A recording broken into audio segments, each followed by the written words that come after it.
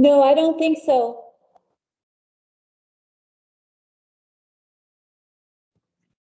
right, is that better? Can you hear me?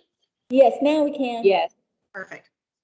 All right, guys, good morning. Thank you so much for spending your wonderful Tuesday morning with us. We're going to get it started off with our special guest today. We have a huge, big packed meeting, so I'm super excited that you're here. Ian, I'm going to let you go ahead and come up and introduce yourself. We have a special guest today, and I'm actually turn that off so it doesn't reverberate. So I'm going to let you go ahead and introduce yourself on. Get our things ready. Wonderful. Thank you so much. Hello, everyone out there in the virtual world and here in the office. Good to see y'all.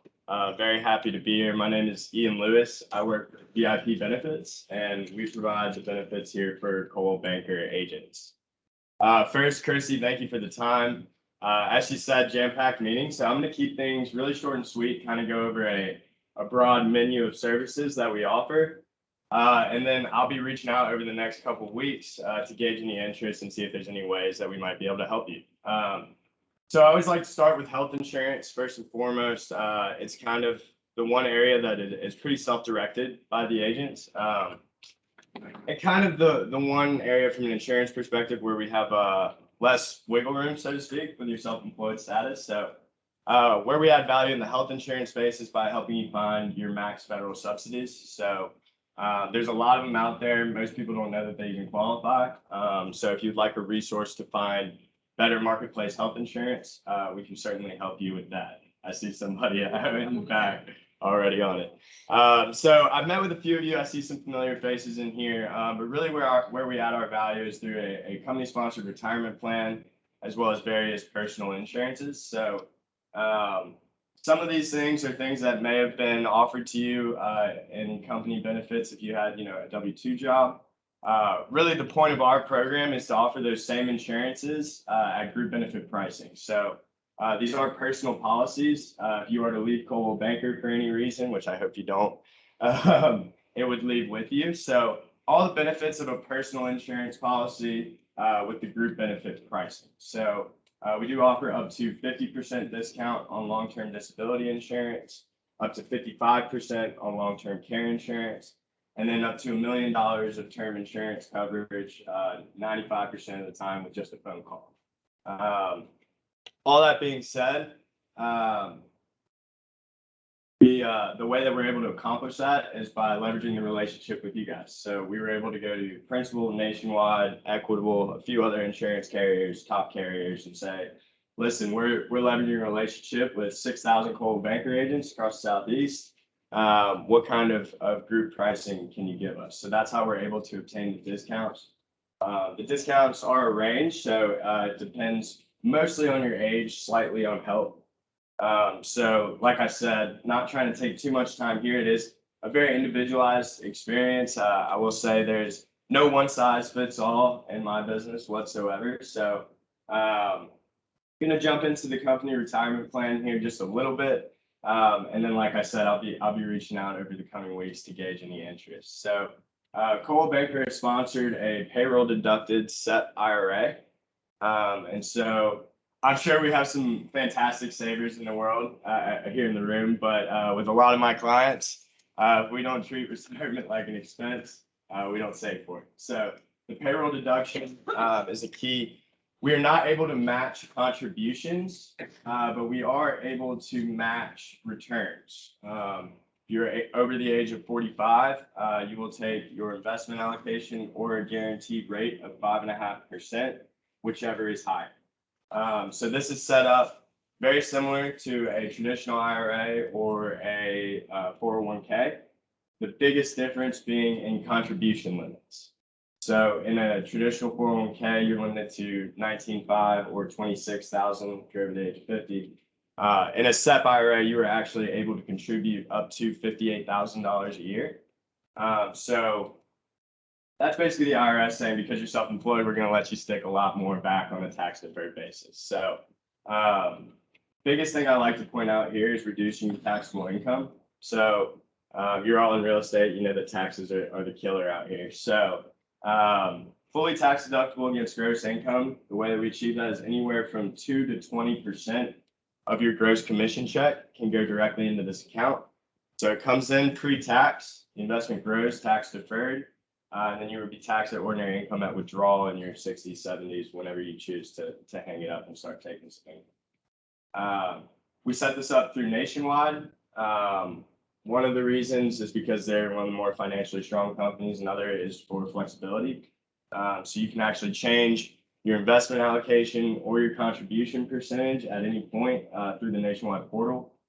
And so that's great in real estate. The biggest thing, not having our hand in your pocket if you're not making sales. So this account gets contributed to when you close deals. If you're not closing deals, it doesn't get contributed to. So that's a really high level kind of menu of our overall services. Our reach does expand further than that. So when I give you a call, if you would like any resources for car or home insurance, we also have resources for that as well. But from a financial planning perspective, I would love to speak with each and every one of you in the coming weeks just to see if there's any areas where we might be able to help each other out. If not now, then hopefully at some point in the future. So that's all I got. I would love to just field any questions just real quick, a little 30-second question session, and then I'll turn it back over to Christy. I know y'all have a jam-packed meeting, so. I reached out to y'all. Okay, wonderful, wonderful. I also am leaving a stack of business cards here. Feel free to give me a call or fill out an interest form. Yeah, what's happening? 1099 income. Qualify for the 8,000 self-contribution. Yes. Yes. So your SEP would be your qualified plan as a self-employed person. So even if you contribute, yes. So it would be your total would have to be under. So you couldn't contribute 58 to this and 19.5, but you could do 32 and 19.5. See what I'm saying? Or 32. The whole total goes up. If I want the whole total to go 58,000, if I was a real estate, sending all of my real estate commissions up to $58,000 to a self. Yes. There was a question online from the ball asking what your name was. Ian Lewis. Ian Lewis.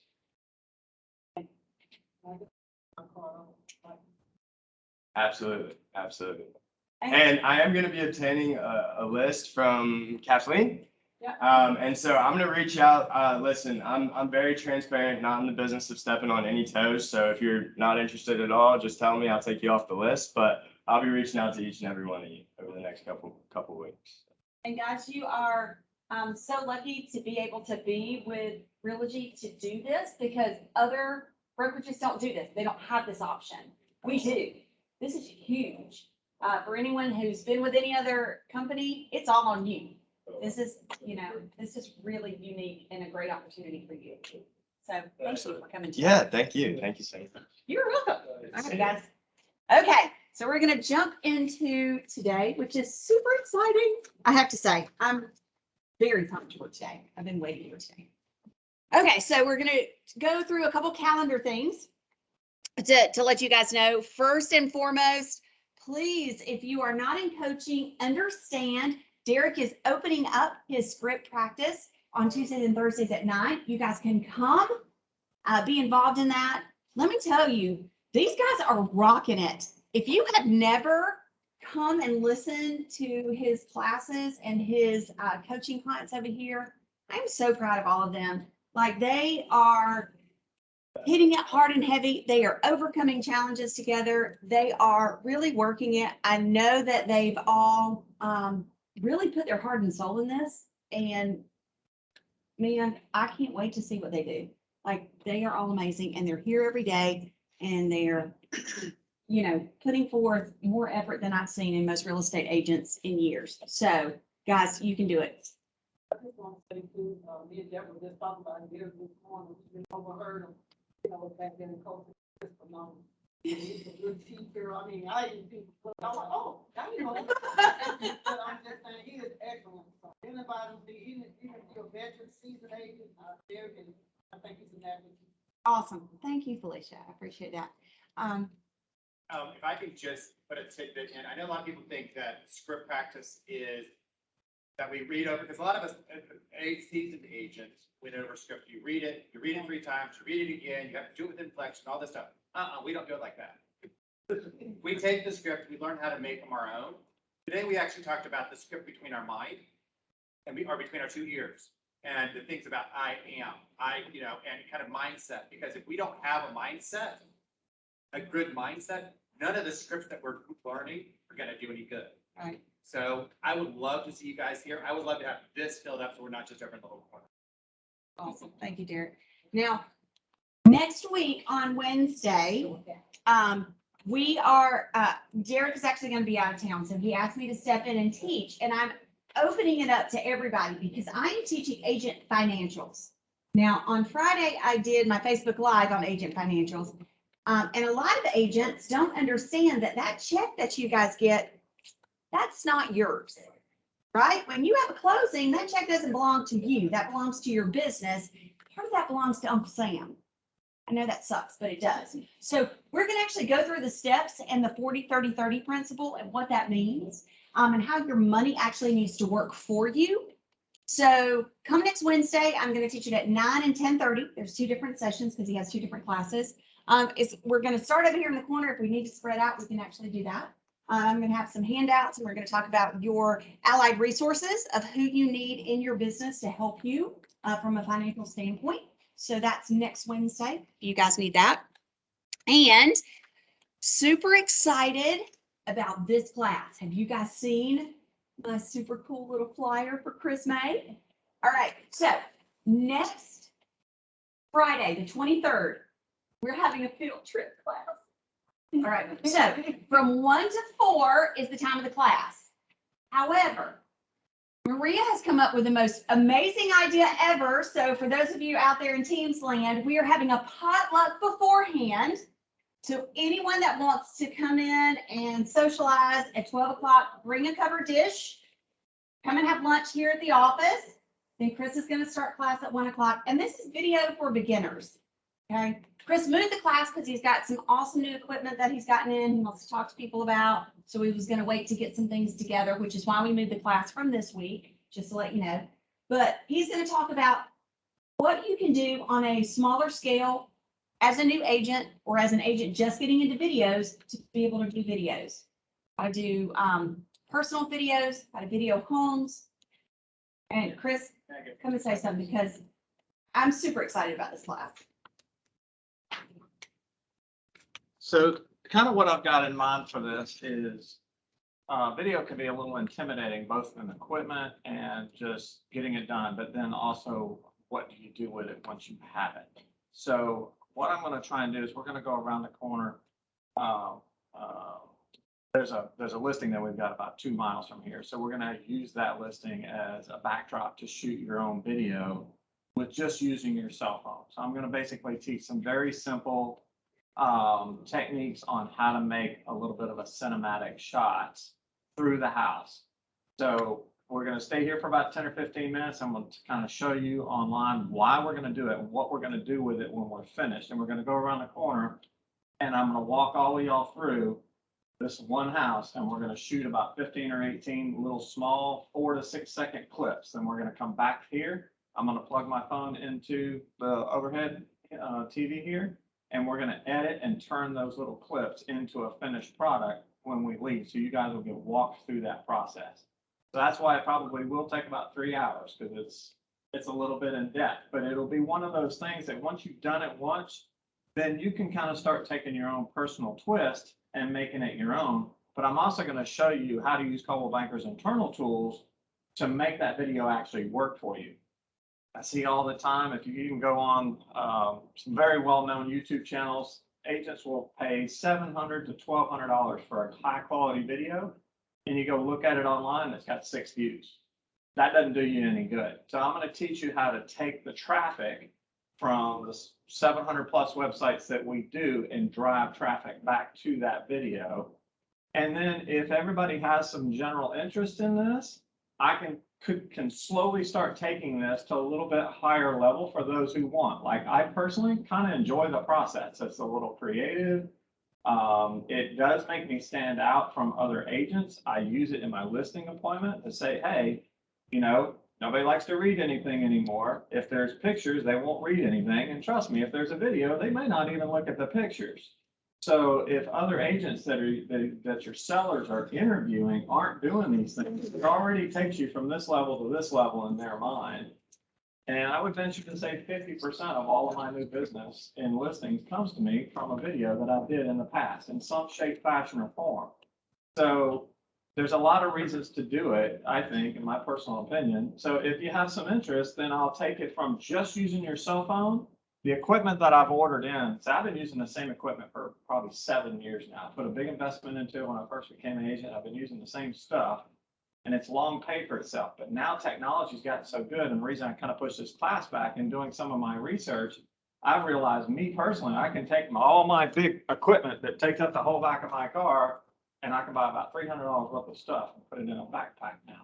So I want to try and bring some of that new stuff in. I'm familiarizing myself with it. So later on, if you guys want to just take it one level up, hey, for $150, your videos can go from this to this. You know what I mean? And if you guys want to take it a little bit further, I'm bringing in like wireless mics, $200. So you can be standing over there talking about a yard and your camera's here, that kind of stuff. So we can kind of go video 101, video 102 until everybody's like, hey, that's good enough. Or we're getting a really good finished product and everybody's doing it very simply. Okay, that's kind of what I got in mind. Awesome. So guys, it's next Friday, the 23rd, 1 to 4. And if you want to eat, it's 12. Yeah. Do you anticipate doing it again? Because Friday's today. If you got active buyers, that's when all the new listings are hitting, and I got anticipate be out showing. What- be seen, but I wouldn't say I couldn't just come up a little bit. Yeah, and what I'm gonna try to do, right now, I don't have anything scheduled. I'm trying to keep that day open for me. I'm gonna try to go and video what you guys are doing. Like, I'm gonna try to like video him teaching it to you so that I can actually put it online. So I may not get the whole thing, but I'm gonna try to get the basics of Chris's actual training. I won't actually get you guys going through a video in the house, but I'm gonna try to cut it up so that someone that maybe needs to go back and see it on YouTube, I'm gonna put it on our YouTube channel so that you can see I what would he's be to doing. come. I mean, it's on my calendar, but if it's showing. But if not, you know, we're gonna try to help you guys with that too. Clients. Now, Go ahead, Chris. one thing I did want to add, it is going to be directed towards iPhone or Mac users. iPads, I would imagine you probably could do this if you actually had an Apple laptop or whatever. I'm not going to discourage somebody with Androids or any other type of phone to come, certainly come, because the video editing software that I'm going to use that naturally comes native in every iPad and every iPhone, you won't have to buy anything, it's already in the phone. We're going to use that simple editing software, but that editing software is very similar to 500 other editing software. So whatever you see me doing here, if you're on an Android, you should be able to figure it out. But I'm gonna be perfectly honest, I'm not familiar with the Android systems at all. I don't know what software is out there, but that's kind of maybe what I'll do with a video 102, 103, and things like that. I'll try and get it across platforms. Okay, awesome. All right, guys. Kathleen and Andrea, I'm gonna turn it over to you guys for a second so that you can tell us about some super awesome things and some great contests. Okay, I'm gonna go first. Yesterday, Andrea and I had a little meeting with the other staffs, and I learned a few things. One thing that was clarified is, we found out that the broker-only commission is going away as of July 1st. And what the accounting department looks at is if it's a sale that you have turned in for a buyer, they're looking at the date on the purchase and sale agreement, as whether it's July 1st or later. So if your buyer brokerage agreement could have been in June or May, they're going to look at the sales date, the binding date of the sale. So if that was July 1st or later, then it will be waived. And if it's for a listing, they're going to look at the listing agreement. If it was before July 1st, then the seller will still have to pay the broker-only commission. Also, they wanted to remind you about if you have Express Pay set up where you have a closing and when it's finalized, you get paid on your debit card. You have to make sure you check with your bank if there's a limit. There was an example of an agent, the first few closings, everything was fine. They got paid quickly on their express pay. The fourth one, it didn't work and they had to get it on direct deposit. It was because the bank had a limit of how much can go on the debit card. So check with your bank if there's a limit, a cap on what can go on the debit card. So that was important. And make sure always that your direct deposit information is correct. If you ever change accounts, make sure you change that on the direct deposit tile on My City Desk. If you don't have Express Pay and you get paid on direct deposit, it will take one extra day because they have to look through everything, make sure everything is approved. Also with Express Pay, they do have to, accounting looks at everything. They look at the ALTA statement. They look if Christie has approved the pending sale, or they have to look at if there was a referral fee, is the referral agreement in there? If there's a reduction in commission, is there an exception form in there? So they look at all that first and then they'll close it out. And then with direct deposit, they do that same thing and it just takes one extra day different from Express Pay. The good thing also about Express Pay, if it was a banking holiday, it would still get on your debit card that same day. Those were just some points that we talked about in that meeting. So if anyone has any questions, just let us know.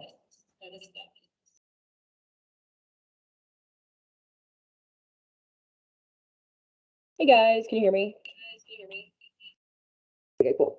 Okay, so I wanted to talk about specifically the listing concierge contest that we just rolled out. I know that Christy sent out an email that touched on some of the points and kind of explained the contest a little bit. So I'm just gonna kind of go over that just so y'all can get a better idea. The contest is going to run for 8 weeks total, starting back on July 1st, running through the end of August. It's going to be set up specifically, again, this is just the listing concierge contest, not the other one. It's going to be set up on a ticket system. So depending on what type of package you order when you're ordering listing concierge is going to depend on how many tickets you get. And then there's going to be like a drawing at the end. So for example, the bronze package, you get 1 ticket. Silver is 2, gold is 3, platinum is 4. Like I said, we're going to do a drawing. We're going to have 3 winners on that drawing. The 3rd place winner will get a gift card of some sort. 2nd place will get a car detailing package. The grand prize winner overall for that one will be either a ticket package to see the Gwinnett Stripers baseball or a spa package. Also, we decided to also do whoever uses listing concierge the most during that 8 weeks will also receive a prize, and also most improved. So if you've never used listing concierge or you haven't used it in a long time and you're planning on getting back into it, this is a great time because you can win some prizes. I'm also going to be doing a class on Thursday, walking through the ordering process from start to finish with listing concierge, and then going through each of the tools that you can use once you've placed your order so that you guys can get a better idea of what all it offers. And then, of course, if y'all have any questions, y'all can always reach out to me or Kathleen, because we're learning more and more by the day. So. All right. Did anybody have any additional questions for Kathleen or for Andrea? And I will let you guys know with this contest that we're having, we are doing it in sync. If you guys did not already see the email that came out from marketing, did you guys see where you can all get your RSVP tickets to the Braves game? That we're having a family Braves ticket, please go ahead and RSVP. Okay, good. Because you can get up to 5 tickets for you and your family to go September the 12th, which is a Sunday. So we're having Coldwell Banker Day. So yeah, make sure to do that. I mean, I'm sure we're going to be way out in nosebleed left field section, but it'll still be fun because we'll all hang out together. You know, we won't get to yell at Acuna anymore, but that's okay, right? So anyway, if you're a big Braves fan like I am, but we want to make this listing concierge contest fun. It is also going to be in conjunction with a contest that we're having for our listing because we did so great last month. We got 32 listings. So congratulations to you guys. Because you guys know what 32 listings mean right now? Money in my pocket. 32 closings. How great is that? So with that being said, I'm going to roll it into what today is all about. I've been so excited about the panel. Okay, so did you see our wonderful? Okay, guys, seriously, I worked like 2 hours on this last night, right? Like it skips TV. That's right. Thank you, Derek. I did not even get to watch the home run derby last night because I was working on getting these spaces correct. Okay, so here for Atlanta so far, year to date for top adjusted GCI, you can see Lucas, Michelle, Derek, Joy, Kimberly, Christy, Michael, who ran away, and Chris. So congratulations, you guys. So, and now our distinguished panel that is going to discuss with us about negotiation and closing strategy, because they are the top individual creekers with the year-to-date closed units. Derek, Michelle, Lucas, Chris, and our two pretend people who are missing today, Joy and Christy. So you guys come on up.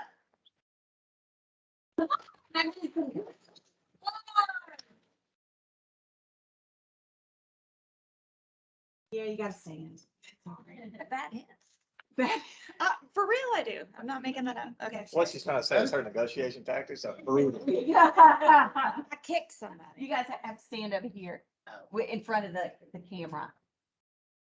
See, Derek, look at Derek. He's prepared. He's got a whole. Oh, big gosh. Is Look. anybody see? Can Derek just do it? They're seeing you right there. All right. So I'm going to start out, guys, the way I want to work this now. So I have a couple questions to ask them, just kind of start out. And then we're going to open it up on the floor. Andrea, I'm going to ask you, if you don't mind fielding the questions, if people are asking questions, and bringing those in here. For those of you who are online, please make sure you can still ask questions. So we'll kind of go around. We'll run it this way. So Derek, I'll let you start first. So in negotiations, because you guys have closed the most units so far in the office this year, kind of tell me, how have you approached the change in the market this year as far as how you've done business? How have you seen that you've had to change the way you've done your business? First of all, I love the fact that we didn't know what we were going to be asked. All right. No, they didn't know. This is totally like, I had the question. They didn't In know. other words, give us. So we didn't have an opportunity to process what's coming out of her mouth. Well, you guys get a little bit more time. So you gotta pick Derek first, because you haven't taken I thought there was an advantage to getting in the middle. I would say that it is, it's really being honest with my clients, and letting them know what the market is like. As well as there's a lot more buyers out there. And so I've worked with a lot more buyers this year than I typically do. And helping to educate them that this is not a, you're gonna get a deal market. Do you want to move or not? And being bluntly honest sometimes. With compassion, but bluntly honest. Lucas. Well, I'll start by saying I have the great fortune of working with a lot of people that I know really well and repeat clients. And so they know how I am and I know how they are. And we're very open and honest and direct with each other, which I think is more important than ever right now. So frankly, we usually go into it with this is the most I'm willing to do to get this house. And I tell them I want them to feel strongly about that, before we walk in the door. Because there's so much emotion when you walk in and that house has everything you've been looking for. And when you're somebody who could pull it off, but maybe shouldn't, and it's not the best idea, because I'm actually just telling people, do not embarrass yourself to buy a house right now. Just wait. I mean, if it's meant to be, it will work out. So I call the agent, I'm very upfront with them and say, we love the house. Here's what we're thinking. Here's how it's going to be. Do you think that's going to work for you? And 8 out of 10 times, it's working for us. So, yeah. I would say what we learned in the last year to year and a half, approaching 2 years now, with COVID affecting everything. COVID pretty much the brakes on real estate in general for about 6 weeks after COVID hit. But it didn't take rocket scientists to figure out that the market got real hot with buyers. So we all know it's a rule of thumb that buyers take 3 times as long to come to fruition. So I would say my mindset in the beginning was, don't focus on buyers. Take them as you have to. Don't take them because they're there. I understand as a new agent, that may be a necessity because they're a much easier transaction to take, and everybody has a different situation. So you may have to take buyers. But me personally, if you just asked me, what did I change at the beginning of this year? I said, I'm not taking any buyers. The market's flooded with them. So they need something to buy. So I probably focused even more attention than I normally do. I'm normally like a 70-30 split. I'm like a 90-10 split now. And honestly, the only buyer I've got is one that Christy referred to me, and I think I've shown this gentleman, and he's a very strong buyer, probably 40 houses at this point, and we've offered on 7. He's got a super high credit score. He's a W-2 guy. I've got him approved to the low 4s. We're shopping him to the low to mid 3s because that's his comfort zone. And we put in 7 very strong offers and not gotten anyone. And that is highly unusual. I'm used to winning, especially when I'm a buyer, because I know how to put creative special steps in there. A lot of that stuff has got to be commonplace now. So you're almost on a level playing field for some of these interesting tips that all our past, you know, a lot of people are aware of them now. So it's a little bit more of a level playing field. It's tougher for buyers.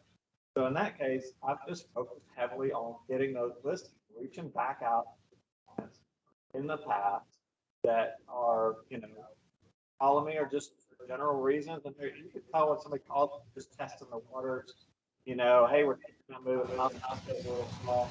And like you said, you have to give them a realistic, and the Derek said, you have to give them a realistic viewpoint of, you know, you're gonna lose deals as a buyer right now, and don't get super attached. And we want to clear our house because you're not getting it. We will take the strong point we can.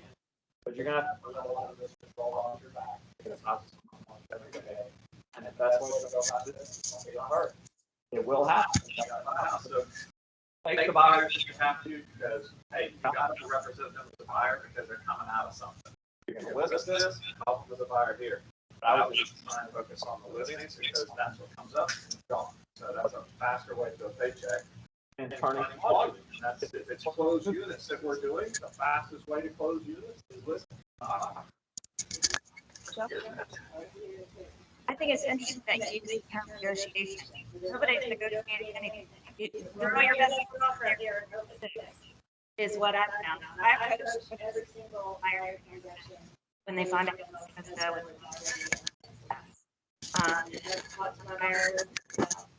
I wasn't about escalation charges. I think those are super want to deal with it. So I let my buyers know that up front. I spend a lot more time on the phone than I used to calling agents. A lot of times if you look at FMLS, they'll say, before it ends up on the market, hides the best dues on the F6. Well, I'm going to call that listing if my clients really like the house. I'm going to say, listen, I see that you have this, but would they be willing to accept an offer earlier than that if it was the right offer? Just even to put that idea in their head if they're not already thinking it. I want them thinking about that and then have my clients make their advice the best offer. And I spend a lot of time, for lack of a better term, not the listing. Trying to get on their good side. Don't have the people like Chris. Trying to get on their good side. Something to that. She brings up a good point. I think that in negotiations, it is very important to communicate with that listing. You are representing the buyer. Like she said, I've already run across a handful of scenarios too, where you'll read that in the private remarks, highest and best due by such and such day, and here's everything we want. The market is so hot, a lot of agents are assuming that they're going to get into that situation. I pulled up one yesterday. I picked up some buyers out of South Florida, and they sent me a house up in Kennesaw. They want to fly in on the 28th to look at this house. And I'm like, I hadn't even pulled up the listing. So what's your first thought? Your first thought is, it's going to be gone. Well, guess what? I pulled it up, and in the private remarks, it says, expecting multiple offers, and here's what we're looking for. Days on market, 75. Yes. So it's very important to communicate back to that agent and say, hey, where are you right now? And what's your game plan?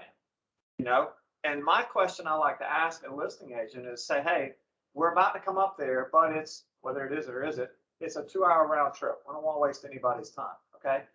If we're interested in the house, can I ask you, how do you plan to advise your seller? If you get an offer close to list price, are you most likely to take it? Or are you most likely to advise, call highest and best? You'd be surprised at how much information you can get from a listing agent. You might get information like, you know what, these are older folks, that confuses them, that stresses them out. If I get anything close to list price, we're probably gonna just do it because simplicity is key here.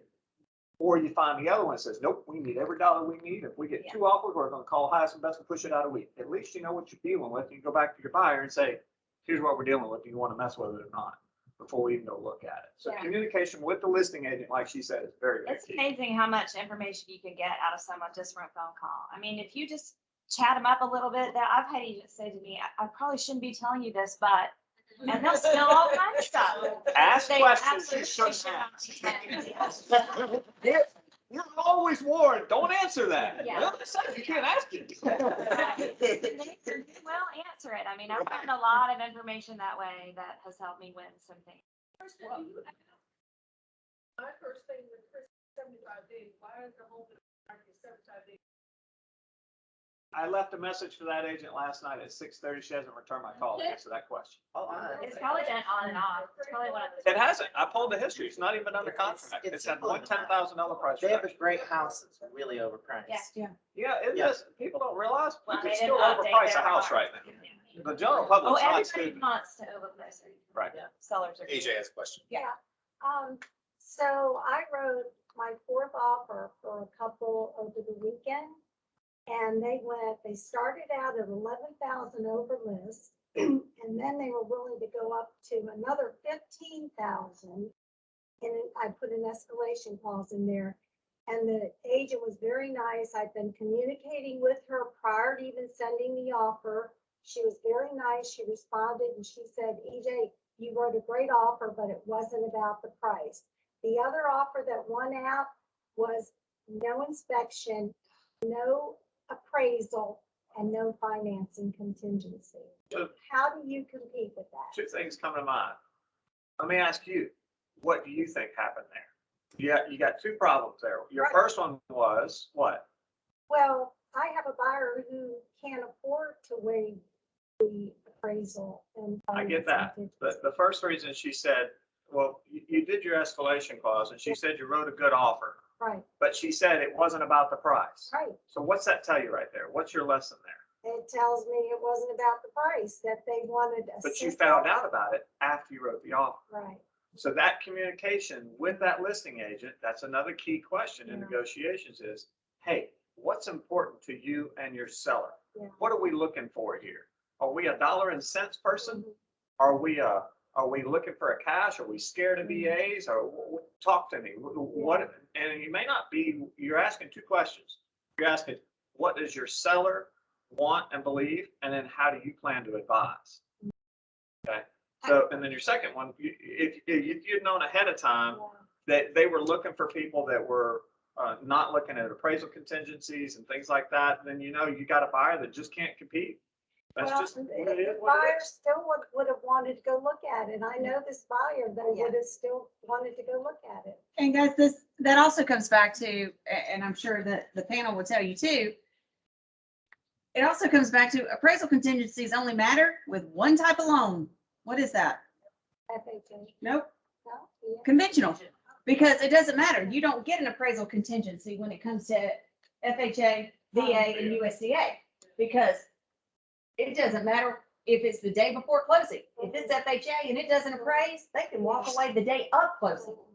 So there's only a appraisal contingency with one type of loan, and that's conventional. So if they're doing any other type of loan, the appraisal contingency flies out the window. So keep that in mind.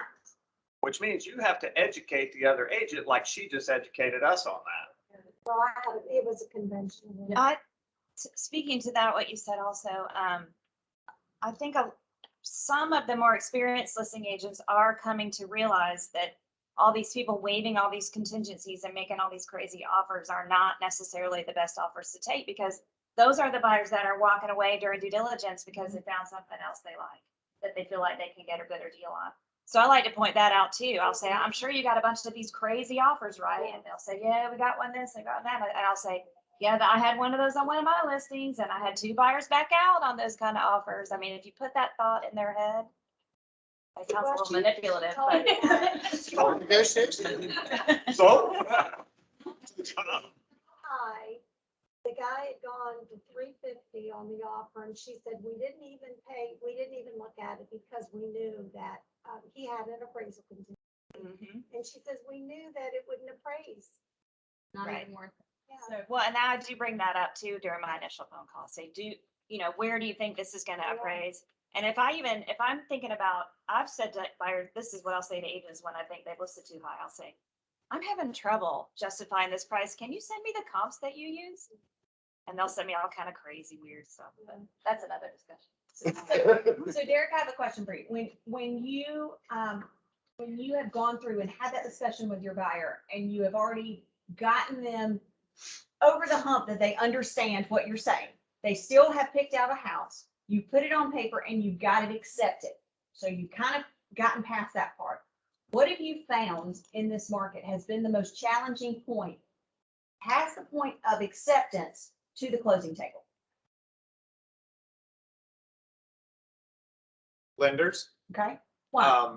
I would say lenders that because they're not our partners. So they are the internet ones or ones that I've had people relocating down here from New Jersey. So the relationships that my clients have are with the bank that's in New Jersey, but is also licensed here. And trying to get sometimes these people to respond or to understand Georgia works a little bit differently than it does in New Jersey. And you have title here and things like that. And just trying to keep them to their foot to the fire. Okay, how have you been able to overcome that to make sure that you're able to close, to get to closing? I have a phone. Okay, I call, I elaborate email, on that. When I do, call, I when do you email. call? I introduced myself at the beginning. As soon as I know who the person is their letter or on the pre-approval letter, it has the mortgage advisor's name. So I contact them. Well, you're gonna be talking to so-and-so. Okay, can I talk to who the processor is to get their information? If I can't get it from them, I'll call my client. Hey, look, do you have the processor's number? I want to make sure that they have everything they need from me. A lot of the financing companies are starting to get on board, making sure they make those introductions, but it's just staying on top. Also making sure the title has what they need. Because I mean, love Weissman. Don't get me wrong, love Weissman, but they're humans at Weissman. Everybody still makes some mistakes sometimes, and they opened up 2 files, and so they had sent a title request to one, but not to the other. And it was just bad information, but it happens. So Alright. just staying on top. Speak to that one, but Oh, let me ask Lucas. Lucas, what, because I know some of your challenges that you've had with a couple of buyers that haven't quite understood the market the way that we have. Oh, sure, yeah, I was thinking about what I could not say out loud. I'm gonna start by saying I love all of my buyers and sellers. And even when I fire them, I explain to them why I still love them. Well, and that was what I was gonna, So. to what point do you cut your losses and move forward? Was Right, my well, question. I've actually, it inspired me to write about an hour-long segment I'm gonna do at some point called Your Cash is No Longer King. Mhm. You know, because I had a very interesting experience this spring with a buyer that I really adored.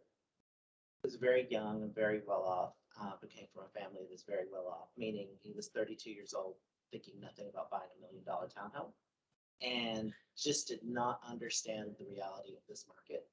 And I mean, found them an incredible match.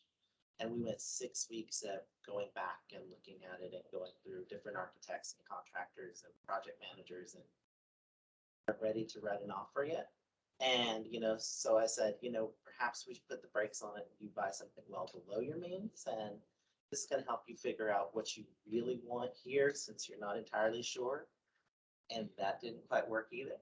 So, you know, it was just a very interesting spin. But one of the things that I would say that I do that's rather old school is I have a great relationship with my lender that I met the day I became a brand new Coldwell Banker agent almost 10 years ago. And I have him call. And I have him call if he's on vacation, or if it's 10 o'clock at night, or if it's the 12th offer to be going in saying, hey, look, these people could pay cash. They're gonna put 20% down, do an 80% loan, because that's a smart thing to do with their money. They are completely underwritten. They have tier 1 credit. There's nothing in their file that worries me at all, you know? And that goes really far still. It really does, so. So Yeah. the lender actually calls the Yes, agent yeah, for you. absolutely. And they answer? Yes, I mean, my lender's currently on vacation in California, and he called and we won the bid on a house that already had 5 offers on Friday afternoon.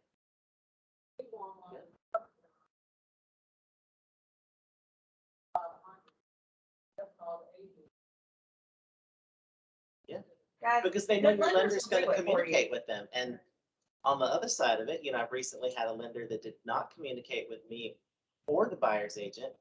We were both trying to get more information out of her. Everything was fine, so she didn't need to talk to us. Guess what? Her underwriter decided they weren't gonna finance that property. And the client's gonna lose their earnest money, because that's how it goes. And now we go back to the 4 other offers that we had put a cash offer to the side for them. So, you know, yeah. So if they know your lender's really gonna check in with them from the beginning, and they seem very earnest about that as well, it's like, hey, I wanna play with these people. Michelle, what were you gonna say? In answer to your question? No, before. Really earth shattering. The 2 things that I don't know what he's about to say, probably. we think of that. What both of you said is the same problem, and to me, the timeline is very important. You, like in your deal, you were talking to the lender of the buyer and finding out information or not finding out information after you're under contract. See, every conversation you have to have is, what side are you on? You on the seller side or you on the buyer side? And as a listing agent, those phone calls to those lenders, let's say you have, let's keep it normal, three offers on the table. You're looking out after your seller's best interest. Don't get so caught up in the dollars that you put them into a high dollar contract that's a high risk. You need to evaluate that risk on your seller's behalf. So as a listing agent, when you receive those offers, to me, part of my duty is, now if you get a bunch of them, you say, okay, I got 10, let's find the top 3. You make this phone call for the top 3. Call the other lender. And if you can't get a hold of them on a Saturday or Sunday, I almost automatically suggest to my seller, we put that one aside. I can't get valuable information I need until Monday morning, but the offer expires on Saturday night. So I put the decision on them, but I say, here, I don't know if the tax returns have been turned in. I don't know if they've got their bank statements. I don't know if this person is self-employed. I don't have the key information that I feel like I need to give to you on the offer that is the highest net. So I'm going to suggest we set that one aside. I've called a lender recently. It was out of state, like what Derek's talking about, ahead of going under contract. And I simply asked the questions. And I didn't know this guy from Adam's House Guy. I said, hey, your buyer has put an offer on one of my listings. My name is Chris May. I'm in Atlanta. I said, I just asked some very simple questions for you. And I flat out told him, I am not asking for any personal information about this buyer, but I just want to know, what's your confidence level in closing this person? Do you have tax returns? Do you have bank statements? Do you have paycheck stubs? And are they self-employed? And none of that is proprietary information. And his response was, I don't know what lenders you normally deal with, but we don't give that kind of information out around here. Thank you, sir. You just told me everything I need to know. You know, your communication with that lender, you tell the seller, I'm not going to find out anything about that information. The guy was non-communicative, and I don't recommend you take it, because I'm not going to be able to know what's going on. If he won't even tell me, you learn something new with every deal. I had a deal last year that would have tax returns are in, bank statements are in, everything looked good, full of pre-approval. A lender told me everything I wanted here. We took the offer. 2 weeks in, we found out this woman had a part-time job. She was self-employed. She sold candles on the side. She needed that extra 10% of income from the candle business to qualify to get this house. So then she did need a profit and loss statement. She did need 2 years tax returns caught up. She didn't get the loan, but she needed that last little bit. But nobody told us that on the front end. So not everything is avoidable, but you got to make those calls ahead of time to determine what's the risk factor. And if they won't communicate, that's probably not a good one. So you are running those scenarios for people that I see that are doing office and having work experience. Turning in paperwork, different conversation as the underwriter review. That makes a difference. Kind of lenders that you're with. There are lenders that face to face. That's not you can walk in the office and say, hey, take a look at this. But I have started to see reference sheets that include turn in something, make sure it has that they have reviewed the tax return. Reviewed, not turned in. Because if they have not really been evaluated, you have the same scenario.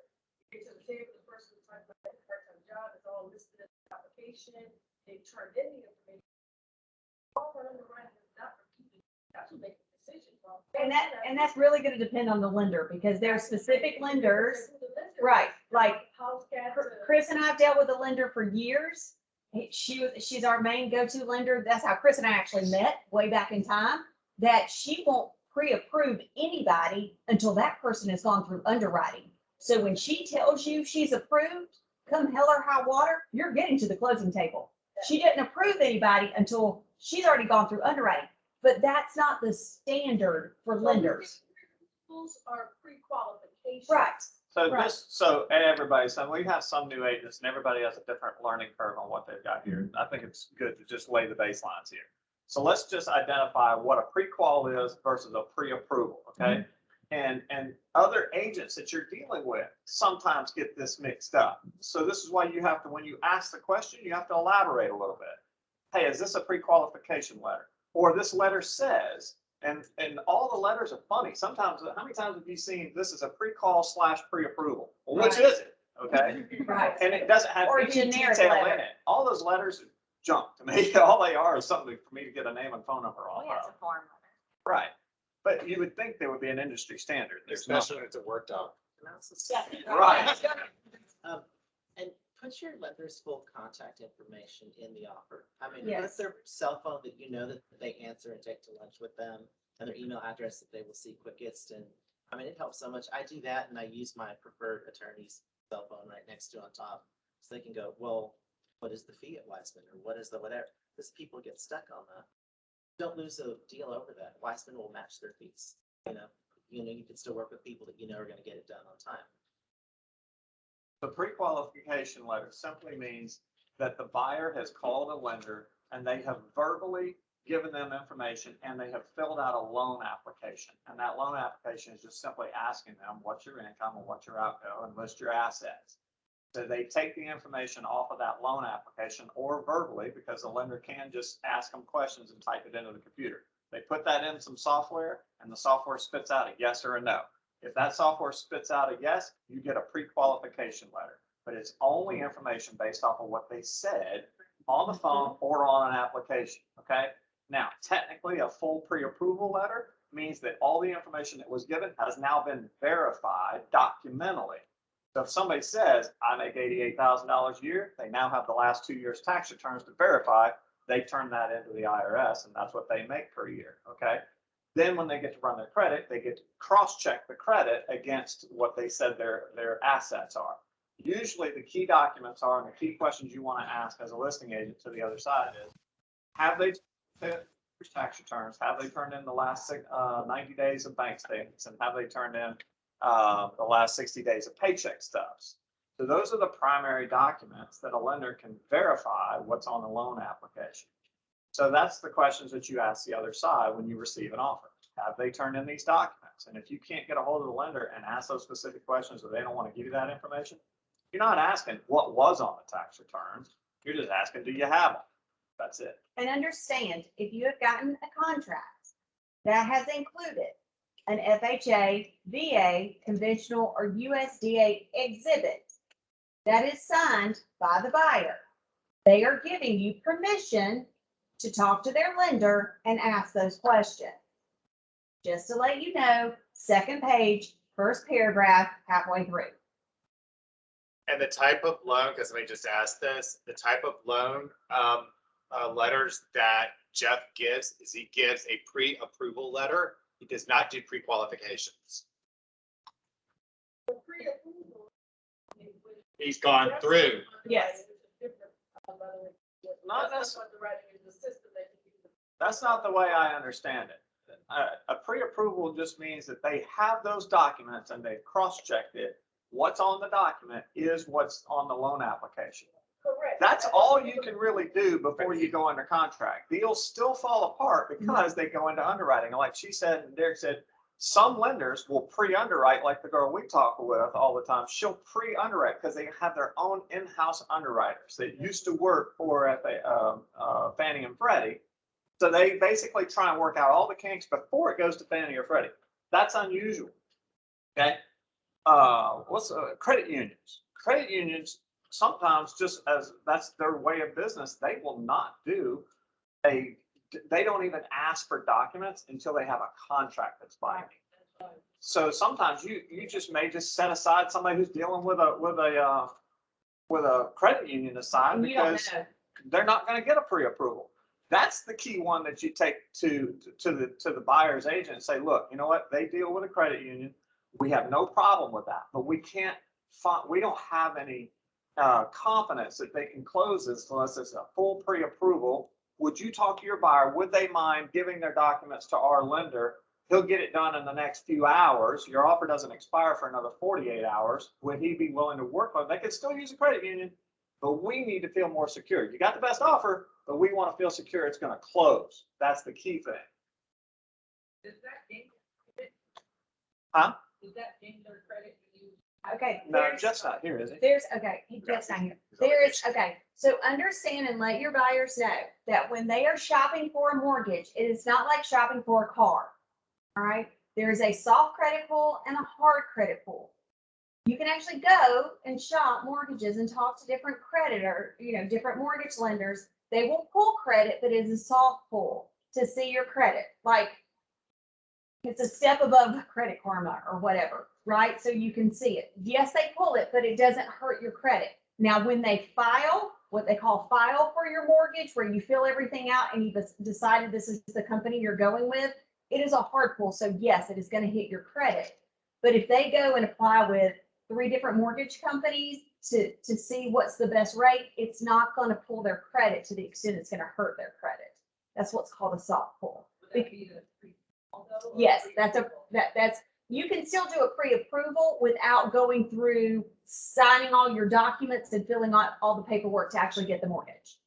So make sure they understand that, and every lender has a different level on what that soft pull is, so they need to talk to the lender. The way it was explained to me from our girl, and we'll confirm this with Jeff when we get back in touch with him, was there's a federal rule or law in place that says when you first talk to a lender and they do that hard credit pull to check you, it is a couple of dings against your credit, 1 to 3 points, if I remember right. But there's a rule in place that if you say, I want to shop another lender and they do a hard credit pull, and I want to shop another lender and they do a hard credit pull, the government says you are not allowed to get dinged on your points and your credit score. Right. It does not reduce you. It affects you on that first one. And that's it. But it's a certain time frame, and I can't remember if it's 120 days, Yeah, 90 it has to be days. within, I think it has to be within 3 months. Yeah, so 90 30 days. days. So if they're gonna get their shopping done, Yeah, get they it get knocked it out done, in that yeah. 90 days. It's 30 days? 30 days. Okay. 30, okay. Okay. So we Next. love somebody who's been underwritten Next. as the gist of all. Yeah. Yeah. And actually, if you have your client underwritten or the buyer's been underwritten, there's like a 5% window of, you can also get an appraisal waiver client. And, that's a client that has usually a very comfortable income, a very comfortable credit score. They're buying well within their means. They are sometimes buying an expensive property that's still well within their means, but all day long, the bank is like, this is no risk. There's nothing here we're worried about. So do what you want, you know, and one thing that my doctor was telling his residents is about a week ago was he's like, I don't mind this $10,000-$20,000 above in this house that we're looking for. This $100,000 above and then wanting me to pull it out of my pocket if it doesn't make it, which that is happening all over, you know. You got to know what you can do. I had a VA, because I know a lot of us have been working with VAs, or a couple of us. And I have one client right now, there's asked a question, something for Chris. I have one client I've written 20 offers for VA, but he's not willing to bring a lot of money to the table. He's like, look, if it's, you know, the problem is that is it going to appraise or not, right? But I had another one who said, look, if we need to pony up and bring more money to the table and still use my VA benefit, we're going to do that. The best part was that the house still appraised. It appraised for what we were under contract for. I talked with Jeff and I've talked to a couple other lenders. They're not seeing problems, fingers crossed, with VA appraisals. Because, right now, huh? really not many appraisals at all in general. But yeah, but there have been some recently that I've heard people having issues. I think it depends on where you are. But with the VA appraisals, it's just trying to talk to our clients and make sure that they understand, look, I don't have a crystal ball. But with the VA appraisal, if it doesn't appraise, they can still get out. We're not waiving that appraisal contingency. So. All right, guys, well, it is 11 o'clock, so I know people are online, so I'm gonna wrap it up from the meeting standpoint. You guys don't have to stop. I'm just gonna stop the actual meeting because I know there's people online.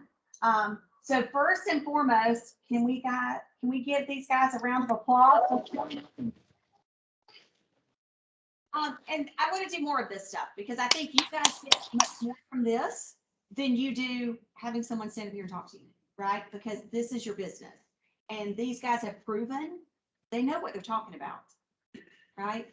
And they're pretty awesome at what they do.